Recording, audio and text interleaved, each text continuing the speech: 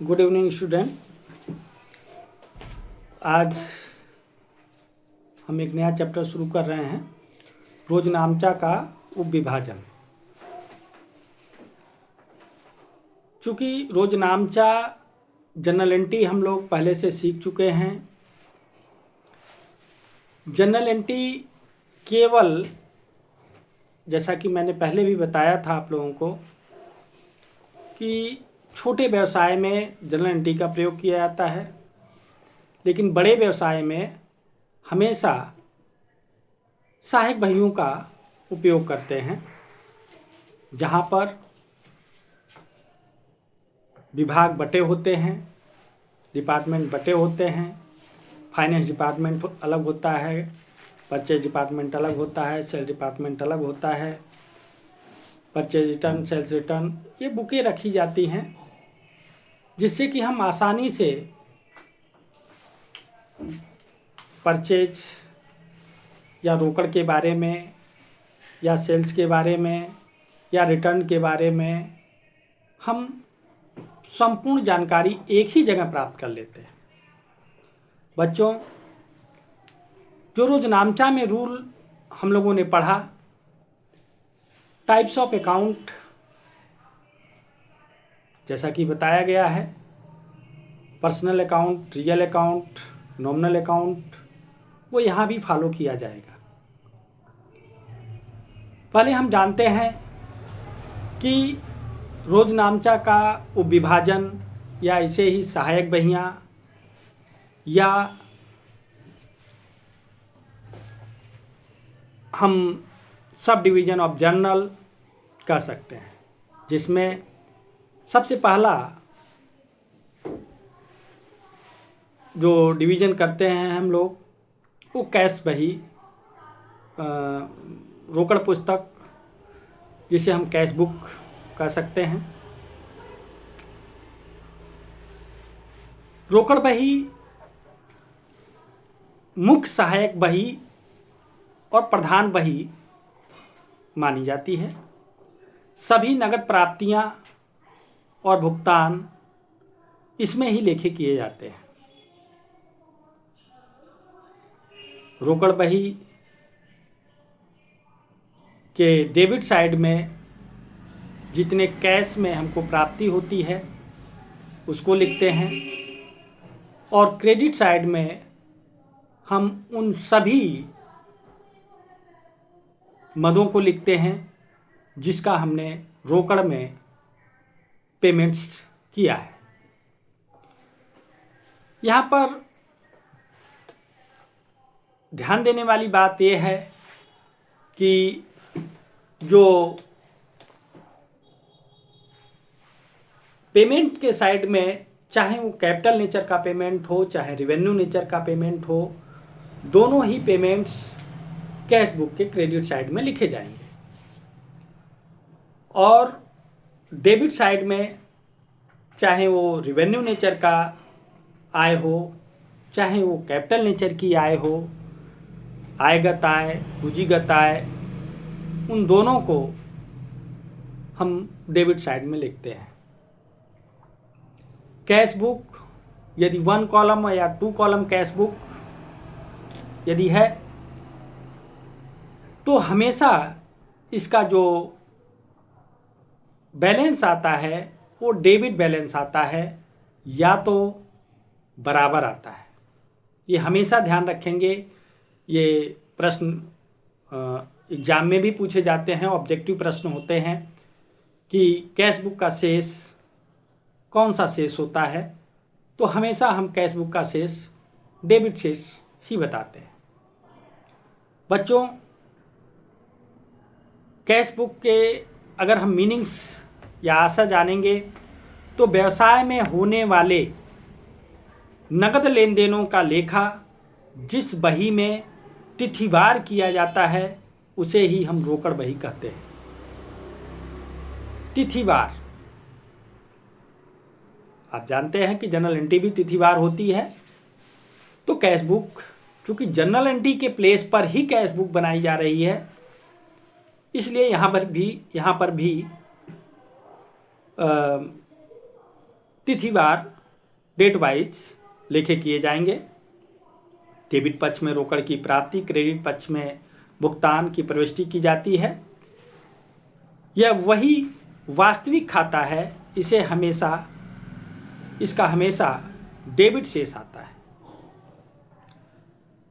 इसकी विशेषताएं अगर हम देखें तो पहली विशेषता, रोकड़ बही में केवल नगद लेन देनों का तिथिवार लेखा किया जाता है। सेकेंड, रोकड़ बही में डेबिट पक्ष में नगद प्राप्तियां और क्रेडिट पक्ष में नगद भुगतानों को लेखा किया जाता है। यह वही लेन देन एक पक्ष नगद तथा बैंक से संबंधित पक्ष का लेखा करती है। यह बही एक ही समय में रोजनामचा और खाता बही दोनों का काम करती है।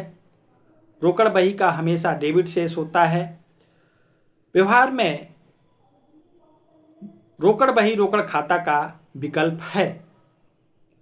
हम कैश अकाउंट की जगह अगर कैश बुक बनाते हैं तो सेम वर्क जैसा कि कैश अकाउंट का होता है वैसा ही कैश बुक का भी होता है। रोकड़ बही खोलने पर रोकड़ खाता नहीं खोला जाता और रोकड़ बही से रोकड़ खाता का काम लिया जाता है। रोकड़ बही सहायक बहियों की प्रधान बही कही जाती है। यह खाता बही के उद्देश्य को भी पूरा करती है।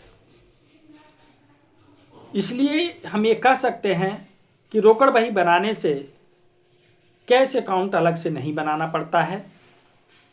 बच्चों, रोकड़ बही प्रारंभिक लेखे की प्रधान बही है। रोकड़ बही प्रारंभिक लेखे की पुस्तक है जिसका उद्देश्य मुद्रा में समस्त प्राप्तियों एवं भुगतानों का लेखा करना होता है। रोकड़ बही को प्रारंभिक लेखे की बही तथा प्रधान बही कहेंगे। रोकड़ बही हमेशा डेबिट शेष दिखाएगी। रोकड़ बही जो है खाता बही की भी काम करेगी।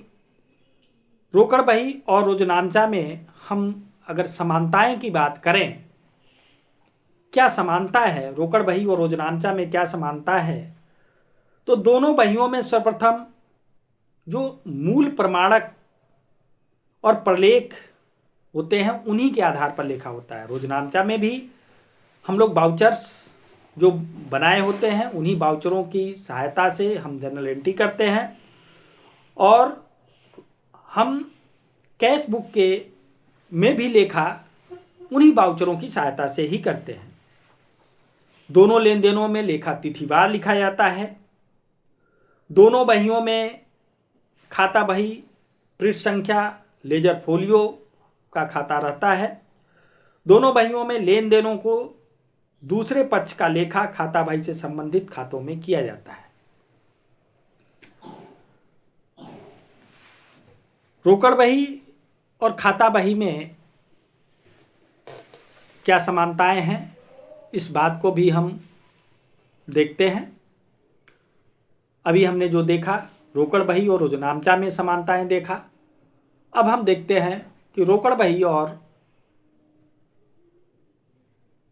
खाता बही में क्या समानता है। रोकड़ बही और खाता बही का प्रारूप बिल्कुल एक समान होता है। दोनों बहियों में डेबिट पक्ष प्राप्ति पक्ष होता है और क्रेडिट पक्ष भुगतान का होता है। दोनों बहियों में लेखा करने के डेबिट पक्ष में टू और क्रेडिट पक्ष में बाई शब्द का प्रयोग किया जाता है। दोनों बहियों में निश्चित समय के बाद शेष निकाले जाते हैं। निश्चित समय वो बिजनेस के ऊपर निर्भर करता है, अन्यथा अकाउंटिंग ईयर जो हमारे 12 महीने का होता है उस पर हम खाते को क्लोज करते हैं। रोकड़ बही बनाने पर खाता बही में रोकड़ खाता नहीं खोला जाता। वस्तुतः रोकड़ बही खाता बही का एक अंग के रूप में काम करती है। बच्चों, अगर हम रोकड़ बही के लाभ की बात करें या महत्व की बात करें तो इससे हमको क्या जानकारी प्राप्त होती है? इससे हमको जानकारी प्राप्त होती है कि हमारे पास कैश इन हैंड कितना है। कैश बुक से हम बड़े आसानी से पता कर सकते हैं कि मेरे काउंटर में या मेरे बैंक शेष में टोटल कैश कितना है। खाता बही रखने से छुटकारा मिल जाता है, खाता बही नहीं बनानी पड़ती, समय और परिश्रम की बचत होती है। गबन, जालसाजी, धोखाधड़ी हमेशा एक कैश के साथ ही होता है। और चूंकि कैश अकाउंट बना है, कैश बुक बनी है, तो हम एक एक अमाउंट कहाँ से आई है और कहाँ पेमेंट हुई है और कितना मेरे पास बचा हुआ है, इसकी जानकारी हम बड़े आसानी से कर सकते हैं। जिससे कोई कर्मचारी गबन, जालसाजी, धोखाधड़ी करना चाहता भी है तो हम इस पर रुकावट कर सकते हैं।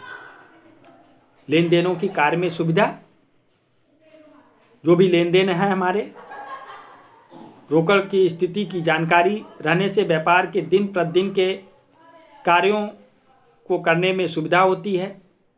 मुझे कितना किसको पेमेंट देना है, कब देना है, चूँकि मुझे अपने हस्तस्थ रोकड़ की जानकारी है तो हम आसानी से इस स्थिति से निपट सकते हैं। बैंक व्यवहार का लेखा, अगर हम 2 स्तंभों वाली रोकड़ बही की बात करें तो इसमें हम जितने भी चेक से या बैंक से लेन देन होते हैं उनका भी ब्यौरा हम रोकड़ बुक में ही देख सकते हैं, रोकड़ पुस्तक में ही देख सकते हैं। व्यापार की योजना बनाने में मुझे सरलता होगी। व्यापार भविष्य में हम प्लान कर सकते हैं कि वास्तविक में हमारे रोकड़ की स्थिति क्या है, हम उस रोकड़ को कब कहाँ कैसे खर्च करना है इसकी योजना बना सकते हैं। नगद से संबंधित लेखों का समीकरण, अगर हम नगद से संबंधित बात करें तो प्राप्तियों और भुगतानों का लेखा रहने से आवश्यकता पड़ने पर रोकड़ से संबंधित जानकारी तुरंत मिल जाएगी। इस तरीके से ये कुछ पॉइंट्स हैं जो हम रोकड़ बुक के लाभ या महत्व में लिख सकते हैं।